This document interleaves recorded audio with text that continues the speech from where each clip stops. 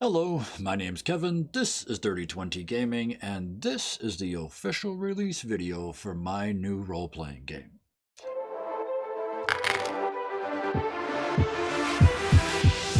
You may have seen me or heard me talking about this under another name. After a bit of research, I discovered that name was already taken by another RPG, so I have changed it. The name now is Balance. And I would like to introduce it to you with this little video. We are going to go through character creation and then a few actions just to show you how simple this game really is. So let's just jump right in and make a character. In front of you here is the character sheet. You can see there's 3 rows of stats in pairs. That top row is your physical stats, your grace and your power.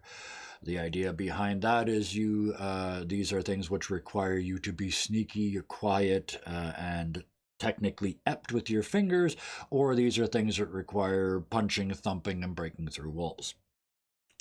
The second set of stats down there are your mental stats. In this case, intuition and reason. The short description of those is, do you feel your way through situations or do you think your way through situations? Of course, there can be a balance of both. We'll get to that in a minute. The final set of stats at the bottom are body and mind. These are your defense stats. So when you're physically attacked, you defend with your body stat. When you're mentally attacked, you defend with your mind stat. That's the basic way this game is built. So let's build a character. That's easy too. These top 4 stats: grace, power, intuition, and reason. You've got 1 check mark in each. All these blue check marks on this screen are ones that you start with. This is sort of standard human array, is 1 check mark in each of these 6 stats. I can now add 3 more, and there are only 2 rules as to what I can and can't do. I cannot add more than 2 to any one stat. And if a stat gets either 3 or 5 full boxes of check marks, I must add an X on the opposite stat, and I'll show you that right now. So let's build our character. I want to build a big thumpy. So we're just going to, I want to build a very sneaky and excellent, very good at sneaking, shooting, because all of your ranged weapon attacks in this game are based on your grace. So I want them to be good at that and also very good at sneaking, but I also want them to be logical. So I'm going to add 1 to their reason as well. So when they're solving puzzles or trying to figure things out, they'll have a better chance of doing that. So, as I said, only 2 rules. One of them is right here. I can't add more than 2 to any one stat, so I could not have put this 3rd point here and given myself 4 grace right from the beginning. Second rule, also over here, I now have 3 full boxes of check marks over here. So I must, because this is how it's done, I must come over here to the opposite stat. So I have 3 grace. So I come over to power and I fill in one of the X's.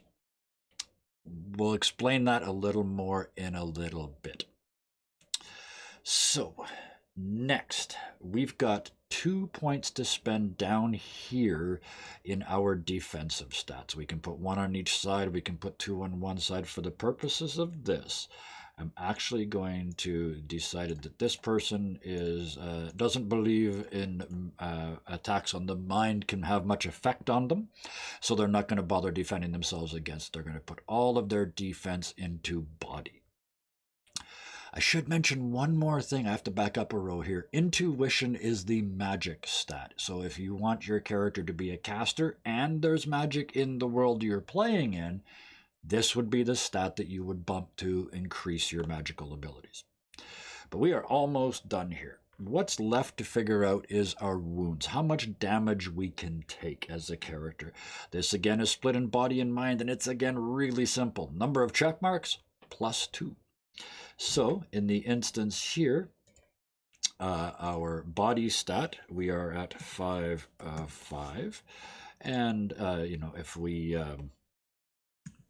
If we take damage, we can reduce that. Our mental stat, defense stat, is only 3 of 3 because we've only got 1 check mark here plus the 2. So, one more thing. If we were wearing armor, in fact, let's put us some armor on here.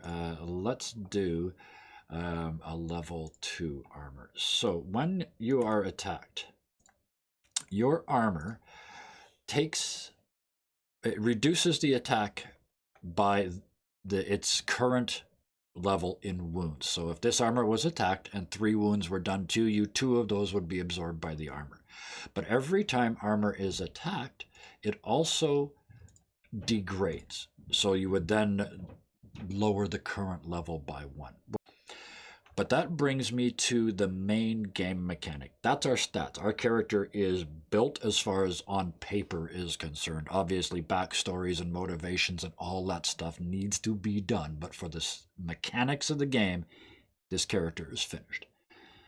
So, let's put them in some situations. The basic die mechanic of this game is you will be given a target difficulty by the narrator of the story, depending on how tough the thing is that you want to do.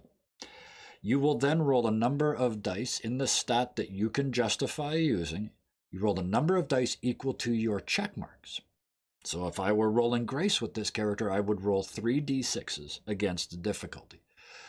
If I were, however, rolling Power with this character, I would roll 1d6 because I have the 1 check mark, but then I would reduce that highest roll by 1. So it would be 1d6 minus 1.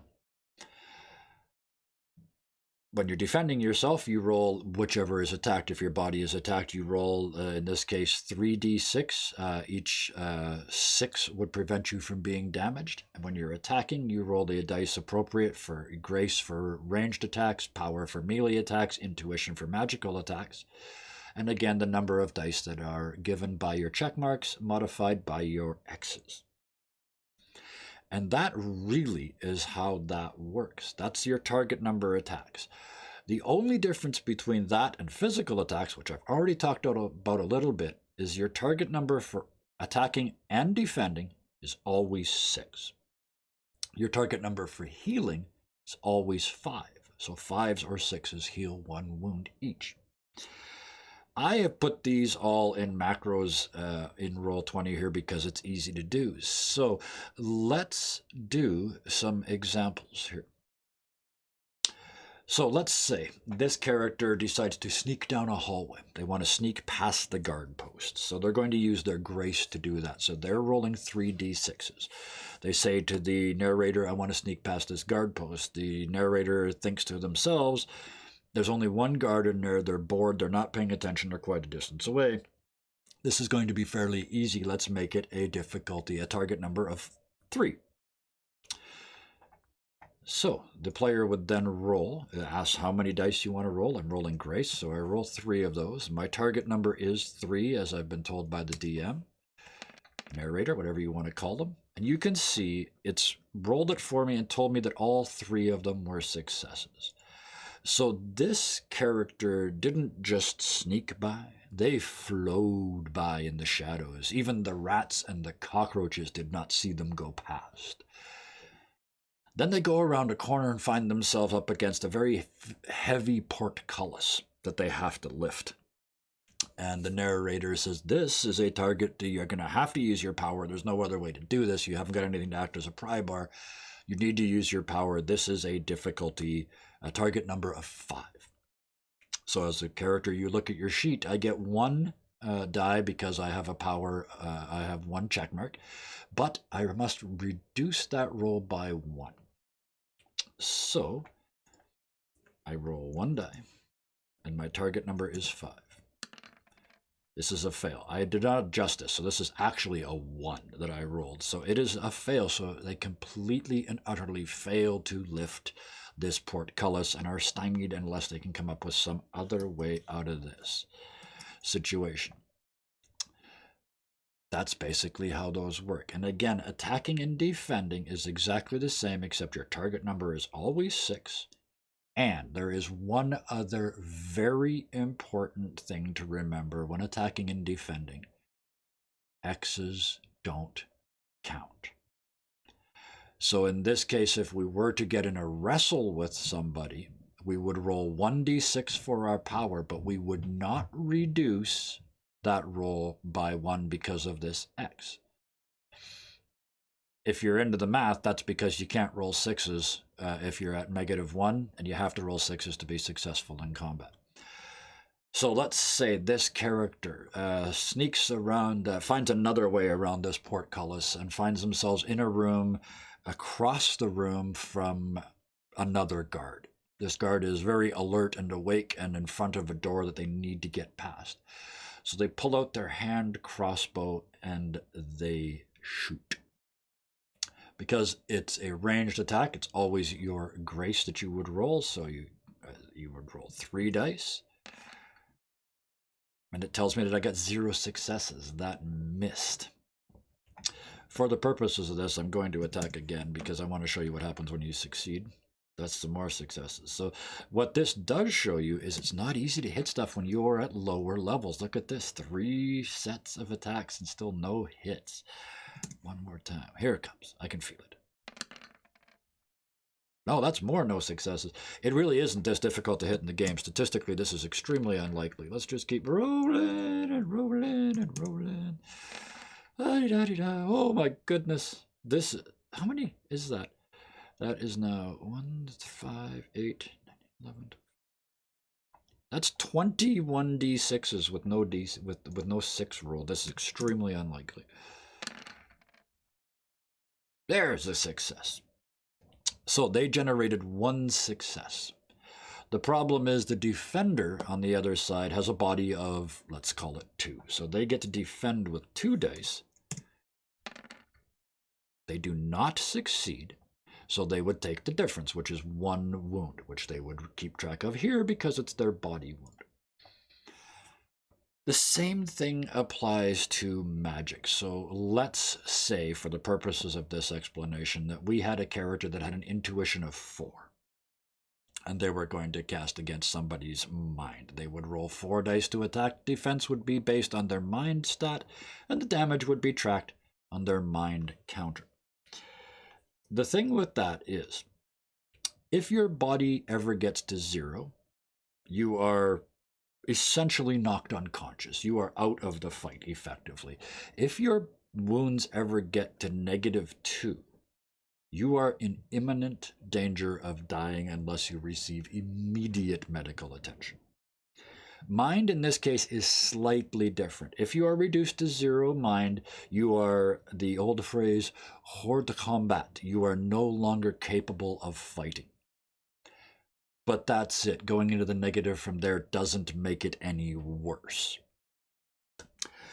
So, that's an attack and a defense. The other things you can do is heal. So you have, say you've taken 3, your body is down to 2 of 5, and you would like to heal. Healing in this game, pick one. Intuition or reason. You are either logically figuring out what to do to the wound to treat it to minimize its effect, or you are either magically or empathically figuring out what needs to be done. It doesn't matter. Pick one. Pick the better of the two and roll that many dice. In this case, I've got the macro, but it's 5s and 6s succeed. So there was 1 success there, so whoever you were healing, and yes, you can heal yourself, would recover 1 wound. That is all you're going to need to play the game. That's the mechanics, but except for a couple of small add-ons here. If you're using a map, I intend most of these to be theater of the mind, but if you are using a map, your character's movement is twice the number in either grace or power. So in this case, they would probably use grace, and they would be able to move 6 squares in a turn. I use grace or power because there's 2 ways of moving. You can do that flow motion thing, or you can just trundle massively down the corridor. This gives you the choice and means that everybody's moving at the best possible speed that they can move at. Makes it easier to keep the party together. You may have noticed I mentioned magic a couple times, but there's no spell lists or spell slots in this game. Say that again. No spell lists and no spell slots. You can cast every round. Doesn't matter. Just like shooting somebody every round or punching somebody every round. There's no limit to the number of times you can cast. The only real limit on magic is that it doesn't work in all times and all places. As you've noticed, this is a very universal game. You could apply this in a medieval setting, a sci-fi setting, a modern setting. It fits everywhere. Some of those worlds won't have any magic in them. So in that case, it doesn't work at all. But other than that, it works exactly the same as a regular attack, except you tell the narrator what happens. So you don't go looking through your list and going, oh, I need something with fire. You go, I want to light a fire on the wooden seat that he's sitting on. And you roll a magical attack, an intuition roll, against, in this case, a target number. How hard is it to light that bench on fire? If you succeed, you light it on fire. If you get multiple successes, you light it on fire in a hurry. But if, on the other hand, you want to put a fire out, you don't have to flip through your pages of spells looking for something that does cold or water damage. You say, I want to put the fire out. I'm going to make ice ball around it and cut off the oxygen and apply a liquid at the same time. And you roll your intuition. And the narrator says, combining those two makes that not that difficult. It's a difficult target number of 3. And you put out the fire. Nothing to it. It's a little different with things like invisibility. I want to turn invisible and walk past these people. In that case, you roll your intuition against a target number given to you by the narrator, just like every other test. But if you only get 1 success, you're kind of invisible. If you get 2 successes, you're quite invisible. 3 or more, I mean, nobody's seeing you. But it works like that too. The number of successes gives the players and the narrator license to ramp up the story. 1 success, you just made it. 2 successes, you did it with style. 3 successes, damn, it would have been nice if somebody got that on video. It's that good. You also notice with this, I didn't mention any specific weapons or ranges or any of that stuff. There's no tables for that in this game either. The story and the scene should tell the narrator the difficulty of any roll, or if it's combat, the difficulty is always 6s. With range, if the narrator feels that this is almost but not quite beyond the range of that weapon, they can add a -1 modifier to the highest roll, just like an X. The other thing with range for the narrator to remember is that shots only go so far. At some point you say, that can't hit. And you just leave it there. The exception to that is magic. Line of sight is the only limit to where and how you can cast magic. You have to be able to see your target, location, person, whatever it is, you must be able to see it. So it must be within line of sight. But that's the only difference. You can light a fire on a distant hilltop just as easily as you can light one at your feet. Which leaves us one part left. Everybody's favorite part. Character advancement. This is also really, really simple. The narrator at various points in the story, for various reasons, will hand out improvement points when they see fit. Typically, you'll get 1 after 1 to 3 nights of adventuring. You can use that point to do 2 things. You can either buy another check mark, or you can use it to erase an X. So let's say this character in front of us just got 1 improvement point. They survived their first mission. They're alive. They're moving forward. They've got the 1 improvement point, and they are absolutely sick of not being able to lift stuff. So what they decide to do is to get rid of this X. So they're just going to poof, and it's gone. Now, when they roll power, they roll 1d6 with no penalty. The only limitation on this is, I'm just going to put that back there for a second because I want this to be right. So if I have an X in a stat, I cannot buy the next check mark until I eliminate the X. So I must remove the X first before I can build the power in this character. That's why they chose to, when they got their 1 point, use it to get rid of that X. They could have, with no penalty at all, have added, just as an example, they could have put one over here. They could have added another one to their grace, become even more fluid. They could have added one to their body and become even more difficult to damage. They could have added one to their mind because maybe they were attacked by something that damaged them mentally in the last fight. They didn't like it. But that, as they say, is that. Everything else is roleplay, and you don't need rules or any instructions from me on how to do that. This went a little longer than I thought it was going to, but I hope it helped explain everything about this game. If you're interested in finding out the specific written rules, give me a comment below and I'll send the copy to you. It's less than 2 pages. So with that, as always, whatever game you're playing, have fun doing it and game creatively. Bye.